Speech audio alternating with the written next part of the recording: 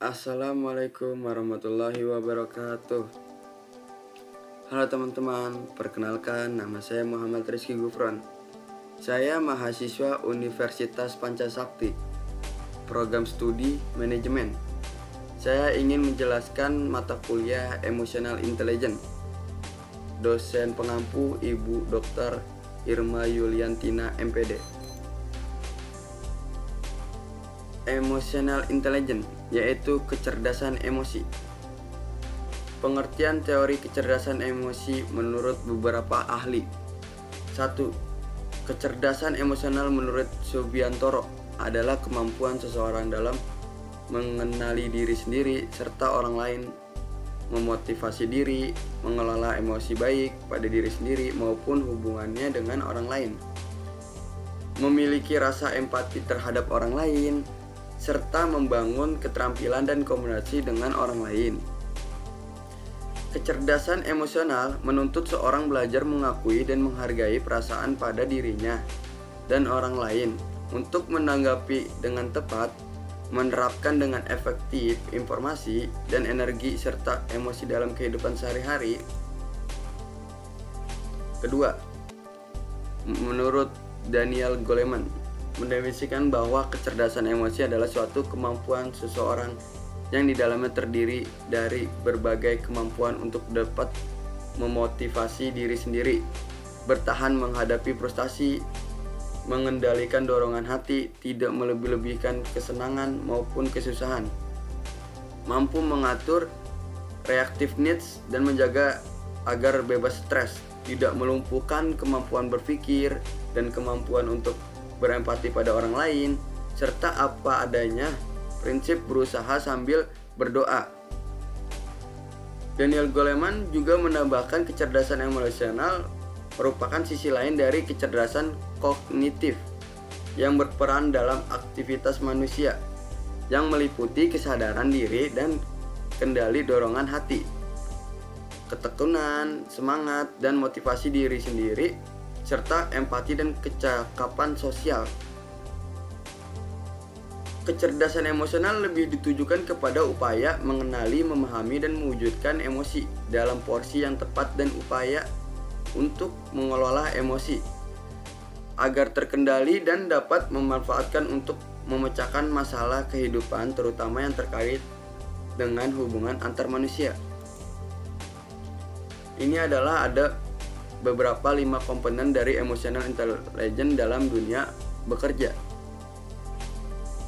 Self-awareness, kemampuan untuk menyadari dan memahami arti dan emosi diri sendiri.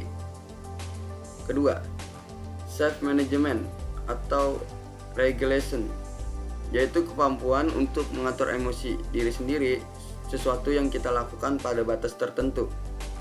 Kecenderungan untuk menunda penghakiman atau judgment untuk berpikir sebelum bertindak. Ketiga, motivasi, yaitu passion atau gairah untuk bekerja dengan alasan yang melebihi dari uang atau status. Kecenderungan untuk mengejar tujuan dengan energi dan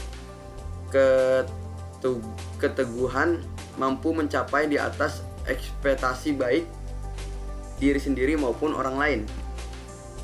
Social awareness, social awareness yaitu kemampuan untuk menyadari dan memahami emosi orang lain, dideskripsikan sebagai empati, memahami dan sensitif terhadap perasaan, pikiran, dan situasi yang dialami oleh orang lain, serta memperlakukan orang lain sesuai dengan reaksi emosional masing-masing. Kelima, relationship management, yaitu pada tingkatan ini seseorang mampu dan ahli dalam mengatur emosi yang dimiliki orang lain.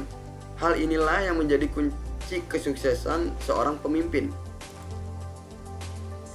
Ini adalah hubungan emotional intelligence dengan prodi manajemen dalam dunia bekerja. Emotional intelligence mengajarkan, misalnya kita bekerja di suatu perusahaan, biasa kita terapkan 5 komponen yang di atas, yang mana semuanya sangat berhubungan dengan manajemen. penting bagi seorang karyawan untuk memiliki tingkat emosional intelijen yang baik dalam hubungannya dengan pengelolaan stres. Karyawan sendiri harus mampu menyadari keberadaan stres pada diri masing-masing sebelum stres itu terjadi. Untuk menghindari dampak negatif sebelumnya hal tersebut terjadi, baik pekerja maupun pemberi kerja harus mampu mengaplikasikan strategi stress management, yaitu menghilangkan stresor penyebab stres. Yaitu kita harus pergi dan menjauhi orang-orang yang kurang baik. Kita mengubah prinsip diri terhadap stres, melakukan kontrol terhadap akibat dari stres, mendapatkan dukungan sosial atau lingkungan. Tidak hanya stress management, kita juga bisa menerapkan self management dan relationship management. Dan kita harus bisa menanamkan self talk kita di dalam hati. Kita harus bisa tuh. Tidak boleh kita berpikiran yang jelek-jelek terus.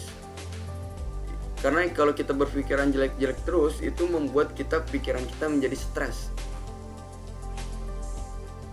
Dan sampai sini saja saya menjelaskan tentang emotional intelligence. Dan terima kasih teman-teman. Wassalamualaikum warahmatullahi wabarakatuh.